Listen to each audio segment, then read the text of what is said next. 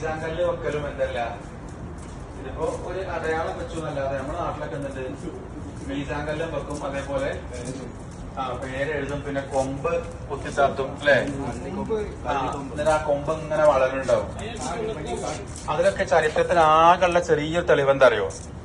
ഒരിക്കൽ നബി ഇങ്ങനെ നടന്നു പോകുമ്പോ പിന്നെ ഒരു കുതിരപ്പുറത്ത് ഒട്ടകപ്പുറത്ത് നബി പോകുമ്പോ നബി പെട്ടെന്ന് ഒട്ടകപ്പുറത്ത് ഇറങ്ങിയിട്ട് ഒരു കബറിന്റെ അടുത്ത് നബി പോയി. എന്നിട്ട് നബി എന്ത് ചെയ്തു അറിയോ? സഹാബിനോട് പറഞ്ഞു, കൂടെ പറഞ്ഞു, ഒരു പിന്നെ ഈന്തപ്പനന്റെ തണ്ട് കൊണ്ടുവരാം, പച്ചത്തണ്ട്. ആ ഈന്തപ്പനന്റെ തണ്ട് ഒരിക്കലും മുളച്ചുണ്ടാവില്ല. ആ മുളച്ചുണ്ടാകാത്ത ഈന്തപ്പനയുടെ പച്ച തണ്ട് നബി അവിടെ കൊത്തി കഴിഞ്ഞതിന് ശേഷം സഹാബത്തിനോട് പറഞ്ഞു, അദ്ദേഹം വലിയ തോതിൽ ഖബർ ശിക്ഷ അനുഭവിച്ചുകൊണ്ടിരിക്കുന്നുണ്ട്.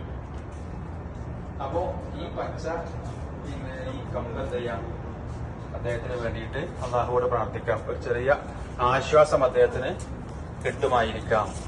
അതും ഒന്നാണ് കുത്തിയിട്ടുള്ളത്. ഇപ്പൊ നമ്മുടെ നാട്ടിലൊക്കെ എന്ത് ചെയ്യും, രണ്ട് ഭാഗത്തും ഓരോ നല്ല മുളച്ചുണ്ടാകുന്ന തണ്ട് കുത്തിണ്ടാക്കി വെള്ളം ഒഴിച്ചൊഴിച്ചുണ്ടാക്കും.